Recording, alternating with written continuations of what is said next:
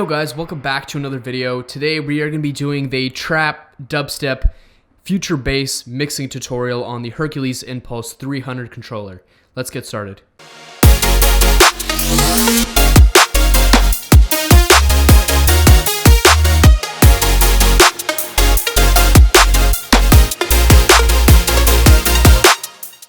Now before we get into the video, if you guys want a chance to win a Hercules Inpulse 200 controller, you guys can go check out the comment section down below or the description and see how you can enter to win yourselves an awesome controller with a ton of cool features like the beat match guide, beat align, and the Hercules assistant, and just overall a fantastic controller that will help you get the hang of DJing through all the basics and yeah, get you into a really solid place where you can progress as a DJ. But without further ado, we're going to be hopping into the trap, dubstep, and future bass mixing part of this video. So today I'm going to be using 3 tracks to show you how to mix. One is a future bass track, the other one is a sort of trap track, and the third one is a dubstep track. So all 3 of these are at 150 BPM, but most tracks falling in the genres of trap, dubstep, and future bass, they can range from anywhere from 70 to 72.5 to 75 to 78, 80, all the way up to 100, and then of course 140, 145, 150 BPM. So a little bit of BPM tempo adjusting might be needed for tracks like that.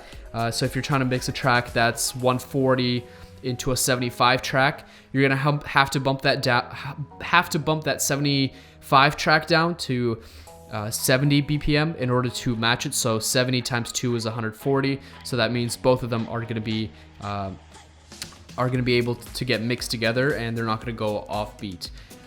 But if you want to mix 75 into 150, that works because 75 times 2, 150 BPM. But in this case, I'm just going to be having 3 tracks that are going to be all at 150 BPM, so it's going to be really easy for me to mix. So in terms of hot cues, we're not going to be using hot cues today. We're just going to be queuing it up from the beginning of the track and mixing it into the drop. That's usually kind of the best way. That you can also have the intro playing in the part of the drop and sort of mix the 2 tracks together, as you'll see in this tutorial. But essentially, I have my first track queued up with the cue button over here. You can hear it. And what I'm going to be doing is I'm going to be waiting for the drop. So in the build-up, I already have my second track prepared. And so I have my headphone cue on. And if I cue this, the intro is quite long. So basically, if I cue it in at the very beginning of the drop on the first track, and I mix it in throughout the whole drop, by the end of the drop on the first track, I can basically just switch it into the break of the second track, and that's what's going to be happening. And then right after, I'm going to be waiting for about half of this drop to go, I'm going to be waiting for the break to finish into the build-up, and then on the drop of my second track, I'm going to start mixing into my third track, which is going to be the dubstep track. So it's going to go from future bass to trap to dubstep. So yeah, without further ado, let's get right into this.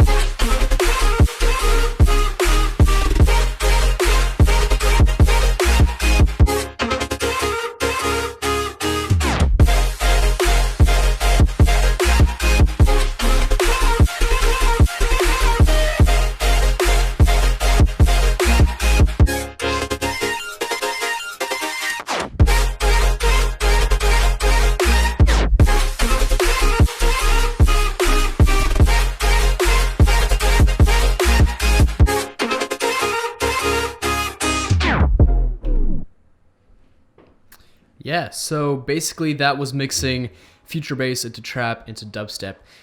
So what you saw me do there, let me just pull up that first track. So we started off with this future bass and then going into a bit of a trap track. Okay, so this one, skip back to the beginning.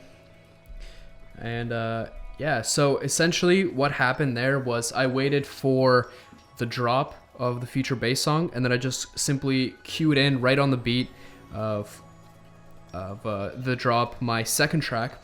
And then as you saw with the help of Beatline, it showed me that the red color was just where the forward plus button is, so that means I have to spin that way. So spinning it forwards, I basically aligned it to the drop and then brought it up, mixed it in. I lowered the lows on it just so that the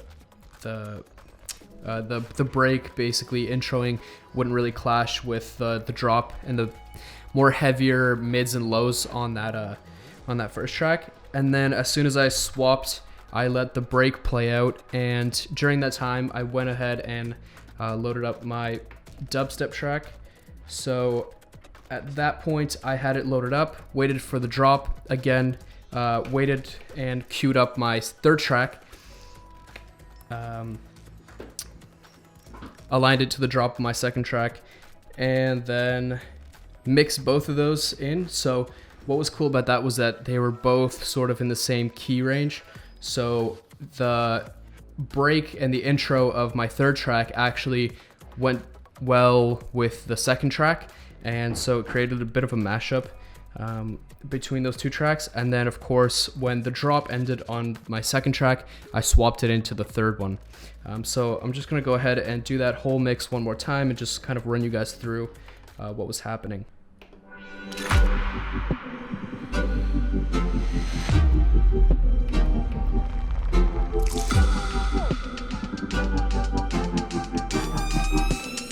So I mix it in here. My red button's still glowing, so now that it's off, I can start to mix this in, turn down the lows and bring it up.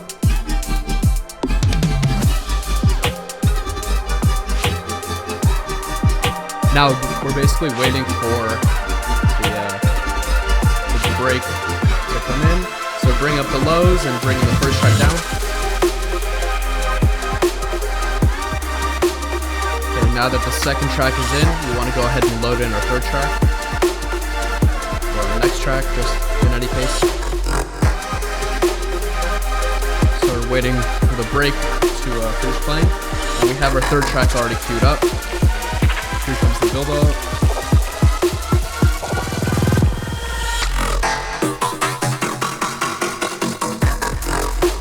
Okay, now that the beat line is off, I can bring my low down, start to bring this track in, but since it's not that loud, I have to bring my lows up.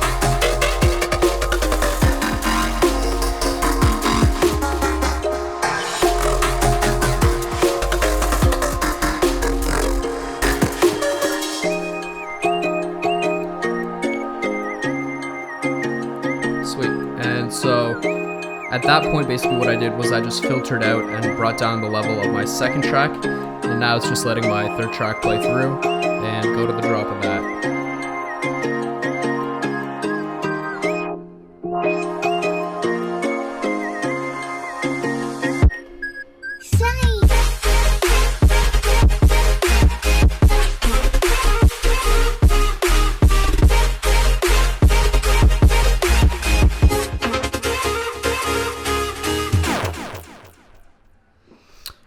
Yeah, so essentially that was mixing in those three genres all together. The guidelines for mixing those three genres together are choosing the same key, mixing it into the same BPM, so adjusting it so that either the half time goes into the double time of that track, or just pitching down or pitching up to adjust it to either, so both tracks are at 140, 145, 150, whatever the case may be. And then also, if you guys haven't watched any of my videos on setting hot cues and how to use hot cues, you should go check them out. I will link them up in the corner. And yeah, so another useful thing could be just setting up hot cues in different points of the track. So if you wanted to have a visual cue of where you should mix in the drop, have a hot cue set up right at the drop of that beat so that you never miss it. You see that hot cue coming in, and that lets you know that it's that point where the drop needs to be mixed in. So in that case, you wouldn't basically miss where the drop is and have to wait for the second drop, or in the worst case scenario, basically miss the drop on the second drop of the track, and it leads out into the end of the track, and basically you don't have something mixed. So that's a great way to prevent that from happening and always be prepared. Essentially, that's pretty much it. I hope you guys enjoyed this video. Make sure to stay tuned. I'm going to be doing a mini mix right now, showcasing how to basically go through all these different genres together. But yeah, hope you guys enjoyed this video. Let me know if you want more tutorial videos on the Hercules Inpulse 300 controller. And if you guys want a chance to win the Hercules Inpulse 200 controller, make sure to go in the description below and in the comment section and find out how you can win. But yeah, make sure to leave a like, subscribe, and share. And yeah, I'll catch you guys in the next video. Peace.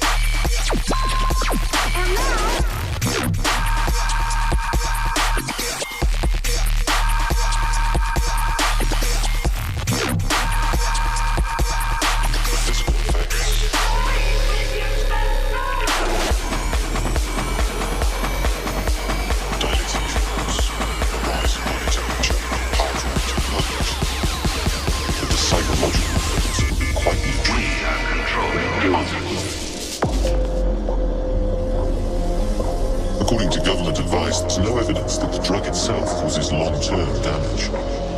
But LSD can have serious implications for people with a history of mental illness, or can trigger an existing mental health problem that's been undetected. But others claim LSD offers therapeutic benefits.